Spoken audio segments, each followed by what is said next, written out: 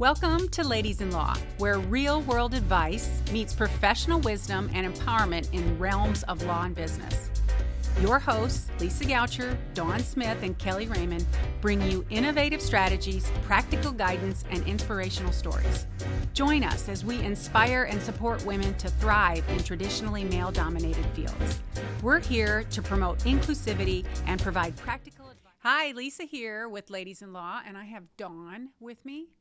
We are recapping, I've got some questions for you, our previous year.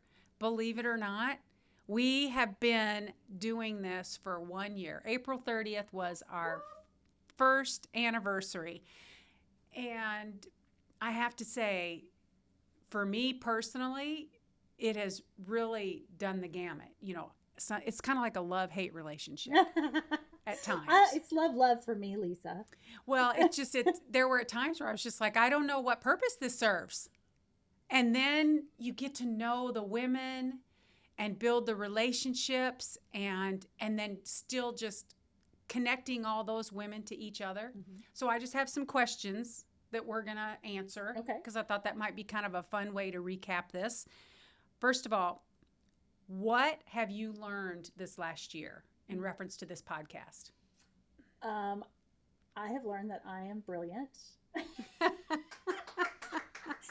I came up with this idea. No, I'm just kidding. You did. No, I mean, I'm really excited. I'm being, a little bit flippant about it, but just the amazing women that we've had on, and just their willingness to share and kind of the excitement, behind it, talking to some people that have started listening to it. Like I'll get, a text here or an email there. And then, one person said, you really made a difference. You really made a difference in what I was thinking about doing. And thank you. And I didn't realize or appreciate that, that could be something that we accomplished, because that's really, that's why I do what I do. That's why it's so important to me to talk to other women and mentor other women, because this job is hard. Being an entrepreneur or being a lawyer in a highly male-dominated field it's hard. So I'm proud. I'm proud that we've at least touched some people.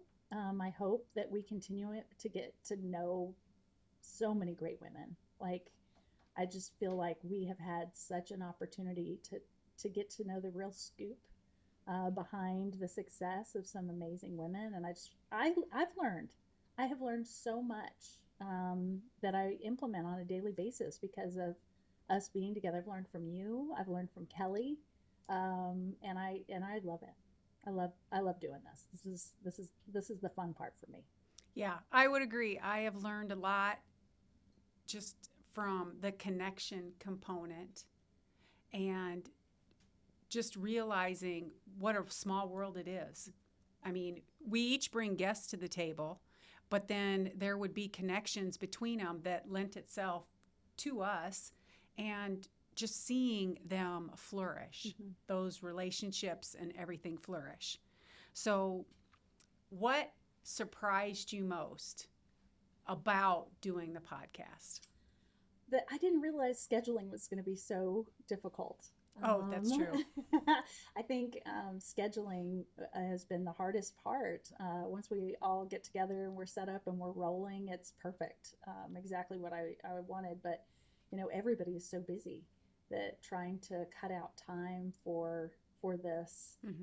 has been challenging. I think that's the hardest part. And then once we're all together and sitting down and talking, then it's just natural. So yeah, that's when we really gel, and that's when all the work and effort that it took to get there really makes it worth it. The biggest surprise, I think one of the biggest surprises to me was how challenging it was to be conversational. We would go to happy hour, and there wouldn't be one drop in the conversation as far as chit-chat goes. Yeah. But then when you're on here and you're talking to a guest, or we're talking back and forth and we're trying to not talk on top of each other, you almost lose the conversation component of it, But as it went on and as we continued, it became more conversational. So it truly is. If anybody is thinking about a podcast, it's hard, but it gets better. I think we get to know one another, right? And how it's like a dance. Yeah. It's like a dance. And then when you have somebody new on, you have to figure out what, are they two-stepping? Are they waltzing? What are they doing? So it's definitely a dance. Most definitely. All right. And then what challenged you the most? I know you just said, I know, the scheduling. Well, I think just making sure that we are talking about things. I really worry about making sure that we're adding value, because I appreciate so much somebody taking the time to listen. And if you are taking the time to listen, then what are we doing? Are we adding value? And that weighs heavy on me, to make sure that every time we're putting something together that could really make a difference to somebody. Just listening, encouraging, inspiring, sometimes laughing. I think that's been a challenge. Yeah, and speaking what you spoke about earlier, just people can. I'm like not doing very good here. You're doing great. What you said earlier about what you learned from the other women, that has really resonated with me, because there are people who have reached out, and I realize I have a really big network. I have in many areas of my life. I have it from my elementary school friends to my high school friends to college friends, my different jobs, places of employment, the companies that I've built and sold. I have a huge network. But what I realized through this and communicating with the friends and the listeners reaching out, not every woman has that. Mm-hmm. There's a lot of women out there that are really isolated, and they don't have the opportunity to bounce ideas off of anyone. And so the feedback that we've gotten, the comments on our YouTube, the comments, the questions, the interest, that is really what speaks volumes to me, is that just the need, that there is a need. And so, we're not talking about necessarily goals right now for next year, but it's like, how do we reach more? Mm-hmm. And what topics are going to serve the listeners best? Yeah. Like, what is the need that's out there? And I think sometimes it's kind of hard to see that in your own shoes, right? It is, because you think a lot about it. Like, okay, so if we talk about this, how is that going to work? And I kind of go back to done is better than perfect, right? I told you that's my motto for this year. Done is better than perfect. And I think if you just keep on doing your best, put something out there, just get it done. And then you're going to get better at it. You're going to continue to grow. You're going to continue to improve. You're going to figure out what works and what doesn't work. And I think leaning into just that knowledge that it doesn't have to be perfect. Right. It just has to be relatable. It has to be relevant. And if you, misstep, then you just kind of get back up there and try it again. Right. Everything's just a learning lesson. Yeah. Right. You just move forward. And then what advice? Can you think of a podcast or two just off the top of your head? Because we did a lot of them. We literally posted one once a week for the entire year. So Dawn, out of all those guests, because we had quite a few, and then we also just had you, me, and Kellye on several times, is there something that resonated with you? I think the one that resonated the most with me is the one that I didn't participate in, is the one with Lexley. Oh, I was getting ready to say Lexley Overton. Yes, yeah. We got a lot of really great feedback. Yeah. Because she really opened up your mind to consider how to keep the balance, bring the zen, and to think about things when you're stuck, which is such a huge deal. And she gave us structure. Yes. She gave kind of steps, something that you could do right then to make a change, and being able to connect with people. And she's just, I don't know, she's just got that big heart and that warmth about her.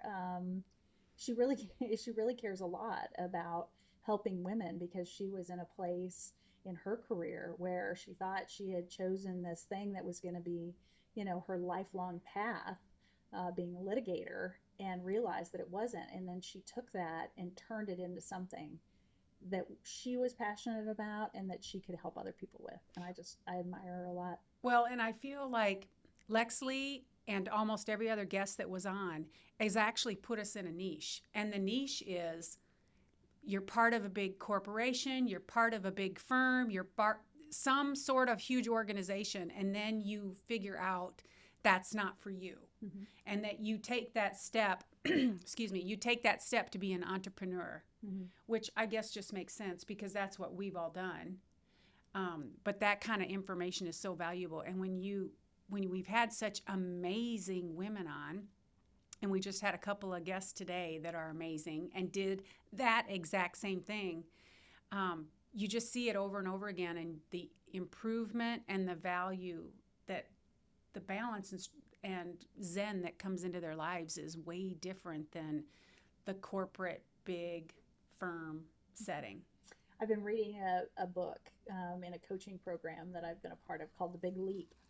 And it's really had a huge impact on me. So just kind of this upper limit problem, when you're about ready to level up or do something really challenging, something that you're really terrified to do, but you know in your heart it's the right thing to do, just taking that first step to do it, you just get all these voices in your head. No, because we have this thing that we're trying to protect ourselves, this innate thing that we don't want to take risks because risks are dangerous. So we automatically just have this thing about our reptile brain that tries to keep us safe. So going from something that's secure and safe into something that is unknown, even though it feels right, it's hard. It's really hard. It is really hard. And I don't know if I ever said this before, but the first time around, when my former business partner in the first court reporting firm that I was a part of, when she reached out and said, hey, if you drum up business and double it, I'll give you half of it. The fear that kicked in was like, wow, I'm going to give up this law firm salary, bonus, and overtime to go into this unknown. And it was like, so that was what was holding me back. So then, fast forward, I sold that company. I sat out the 3-year non-compete. The second time around, it was actually all the experience and seasoning of all the negatives and the cons. And my husband was like, there is a lot of good there. There's a lot of opportunity. But, so it was so crazy. The first time around, my lack of experience and giving up the stability almost kept me from making the step. And the second time around, all my seasoning and wisdom almost kept me from doing it. I'm just so thankful for, the ability to have my husband, who was just like, he's entrepreneurial, all the way through and through. And so he's do it. But it really is that first step. And so whether you are just starting out or starting over, it's no matter what, it's the first step, right? It's pushing outside that comfort zone. It's the belief component of it. Yeah. And I always like to say, actually, it's not me, my dad. My dad always really encouraged me to just make a decision, right? I think that so many of us just get stuck and it's just too scary to make a decision. And he just said, Dawn, just make a decision. If it's the wrong decision, you make another decision. And if that's not right, then you make another one. And that takes you down the path that, gets you to the place where you're supposed to be. And it's not pretty all the time. I mean, probably 99% of the time it's not pretty. It's the journey. Yes. It's, you're taking these steps in a way to get you to where I truly believe that, to get you to where you're supposed to be. Yeah, and there's so many journeys that go on simultaneously. And that's a word that I use on the regular. I don't use it just for my career as a whole. I use everything as a journey. So for instance, if I'm getting ready for a vacation, well, this is my journey. I am getting this. These are the things that I'm going to do. I'm going to spray tan. I'm going to buy a bikini. I'm going to pack my bag. Like, this is my journey and I'm going along. And this one only lasts a couple of weeks, right? But then you have the career journeys, and every component of it, you add them all together. That's what life is about. And I think my fear, once I got past the whole taking that very first step as an entrepreneur, because I was very settled and I was very good and fine with collecting a paycheck and putting in my time. But once I made that first step and you embrace that sort of environment, then the fear is status quo. Mm-hmm. Yeah, being stagnant. I do not, and it doesn't mean that I always am like, throwing up my arms, going crazy in my career. Sometimes it's in my personal life, whatever I've got going on, whatever side gigs I've picked up, whatever journey I'm doing. But I can't stay status quo. I've got to be moving and going and doing in some way, shape, or form in my life. And I realized this podcast has been quite the journey already. And so just melding in and figuring out our place and the dynamics between, the guest and you and me, that's all part of a journey. And, we have Shantae and Omar and everybody behind the scenes that brings so much to make this all comfortable, Mm-hmm. to make this all fun, to make it easy. That's what I love about it, because it's not just Dawn and me and Kellye. There's a lot that goes on behind the scenes, and just like getting ready for these, getting the guests set up, the scheduling and all of that, getting my makeup done or my hair done, or what clothes am I going to bring? So we're trying to shoot several podcasts in each session, but Dawn and I are like, well, we got to change your clothes. Cannot be wearing the same thing. 100% no. So, we got to look like it's a different day, but I'm telling you, it's not. It's the same day. But, once you get here and you got the energy and you're feeding off of each other, like, it really comes together nicely. Yeah, it does. And I was going to say, I have noticed you, particular, like, I know that, so you're one of the most confident people I know. Mm-hmm. But I could tell when we first started this, you were really nervous. Like you're on camera all the time. Like I see you on social media all the time. Mm-hmm. And when I don't know if you remember, but you came to my office, maybe, gosh, it wasn't in this space. So it was over 10 years ago. And you had just kind of started on that social media journey. And I was like, dude, what are you doing? I mean, you're great and you're everywhere. Like, how are you doing all this? And, you gave me some good advice, and I wasn't ready at all to go to that level, but you just seemed so natural. And I know that you really took this on, and it made you get out of your comfort zone in a different way.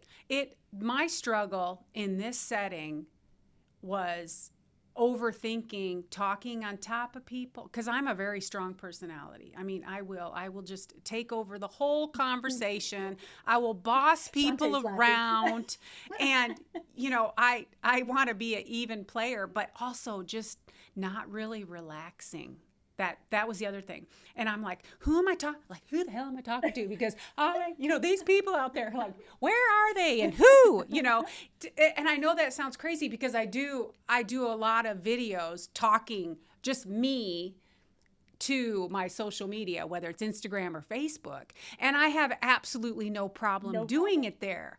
But this setting was very, very different for me. And so that was I think that's why I said in the very beginning, it was a challenge, and it was like a love-hate thing, because it irritated me that I couldn't bring my A game out of the gate. Yeah, you weren't perfect. You weren't perfect. Well, I don't have to be perfect, but it's just like, why am I struggling so? I kind of liked it. Yeah. Exactly. Shantae just said it made me real. Yeah. Seriously, because you don't seem like you struggle with anything. You really don't. And I know you do. Yes. You're my friend. I know. I know you do. I'm not saying I do. I have many struggles. Yeah. Yeah. And it's kind of, there's nerves associated with, because we want to do well. Yeah. We want to do well. We don't want to just come in here and, we're not doing this just to be bad. We want to do something good. So that means the pressure's important. The pressure's important. So I can tell with me, I mean, I feel a lot more comfortable doing this than I did at first. I was so uncomfortable doing it. But I think it's made me a little bit more comfortable in the courtroom. I bet. Makes you the ability to maybe make more wider observations? Not even that. I think just being more comfortable in my own skin, in my own voice, talking to people about different things. I just have gotten a little bit more comfortable. I think it's made a difference in my trial work. I really do. Gosh, that's really wonderful. And honestly, I feel like too, it's impacted my personal social media as well. Really? Yeah, I know I had confidence, but well, look at her. I think she's gorgeous. I just don't care what people think. Mm-hmm. They're not my people, right? So if you're talking to everybody, you're talking to no one. Mm-hmm. If you've not heard that before, there is nothing that rings more true than that statement, because you have to find the people that relate to you, right? And while I love women as a whole, there's only certain women that I'm really going to resonate with, and they resonate with me.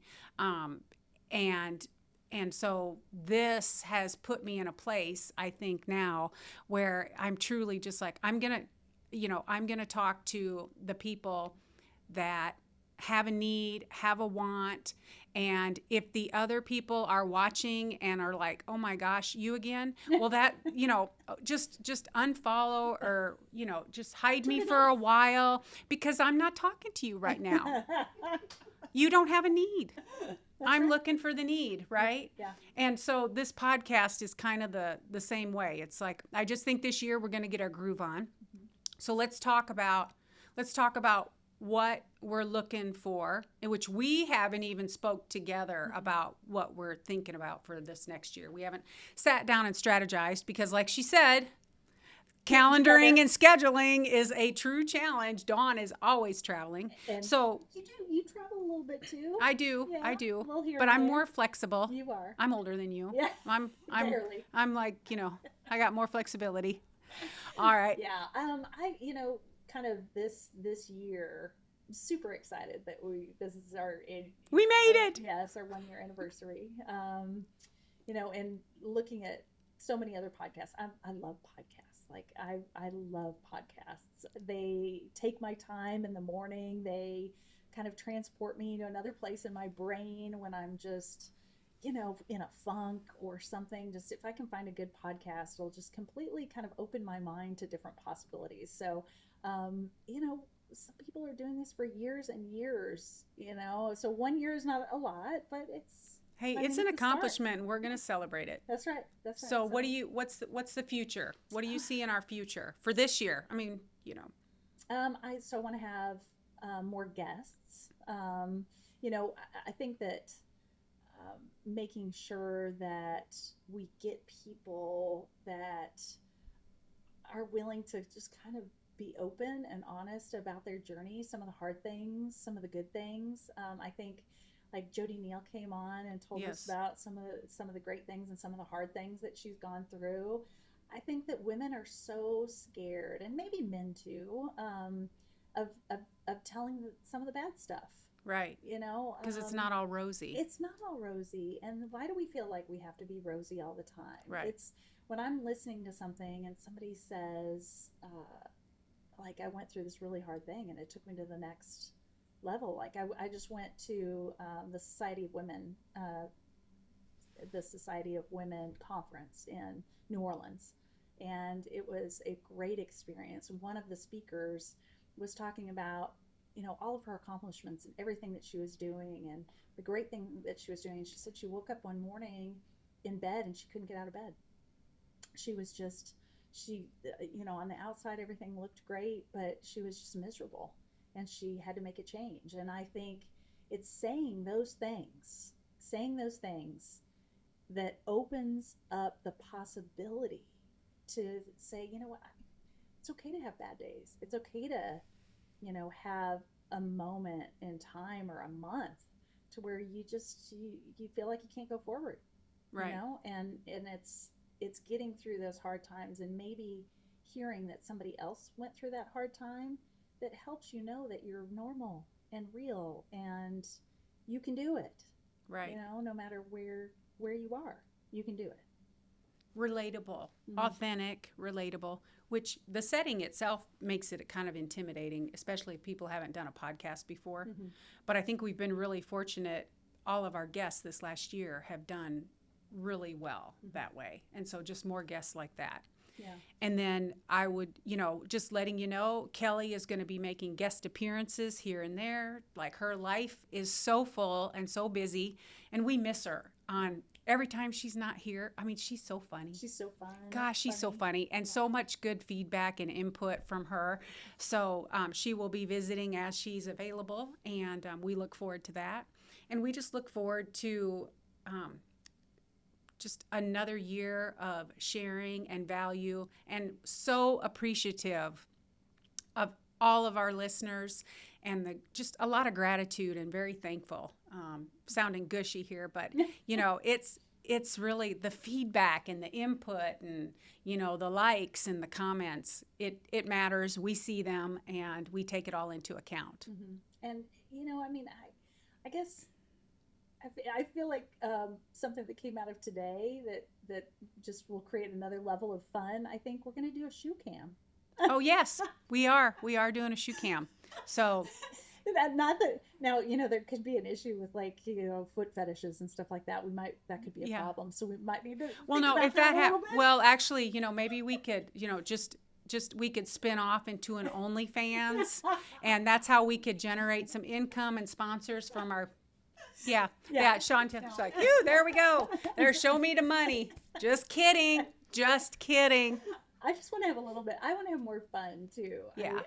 This is fun, but I don't want to take anything too seriously. And I do want to. It's really important for me, for the guests, to feel comfortable, right, to where they can be themselves. Right. They come in and they're a little bit, like you said, a little bit intimidated, and just kind of doing the warm up with them a little bit, kind of get them to relax and just know that it's going to be okay. We're going to hold them through this. We're not going to, because going into something new and not ever doing it before, or not knowing us very well, you don't know what we're going to say. You don't know what that other person's going to ask. Right. We're just trying to make them feel more comfortable so that we get, better answers. And if anybody has any suggestions about something you think we should incorporate, serious or fun. Yeah. Either way.